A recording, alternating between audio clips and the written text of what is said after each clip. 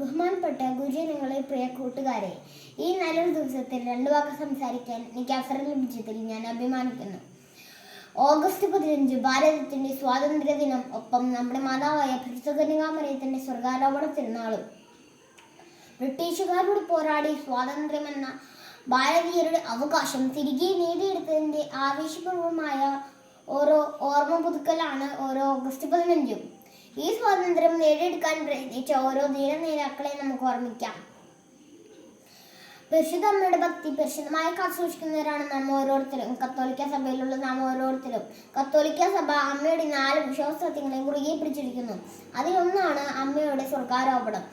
അമ്മയുടെ ശരീരവും ആത്മാവും സ്വർഗത്തിലേക്ക് എടുക്കപ്പെട്ടുവെന്നാണ് ഈ വിശ്വാസസത്യത്തിന്റെ കാതൽ. 12-ാം പിയൂസ് മാർപ്പാപ്പയാണ് അമ്മയുടെ സ്വർഗാരോപണം വിശ്വാസസത്യമായി പ്രഖ്യാപിച്ചത്. പ്രാർത്ഥനയും പുണ്യപ്രവൃത്തികളും വഴി നമുക്കും സ്വർഗത്തിലെത്തിച്ചേരാം. അതിനായി പരിശുദ്ധ അമ്മയുടെ മാധ്യസ്ഥം അപേക്ഷിക്കാം. എല്ലാവർക്കും സ്വാതന്ത്ര്യ ദിനത്തിന്റെ, പരിശുദ്ധ അമ്മയുടെ സ്വർഗാരോപണ തിരുനാളിന്റെയും ആശംസകൾ നേരുന്നു. നന്ദി, നമസ്കാരം. ജയ് ക്രൈസ്റ്റ്.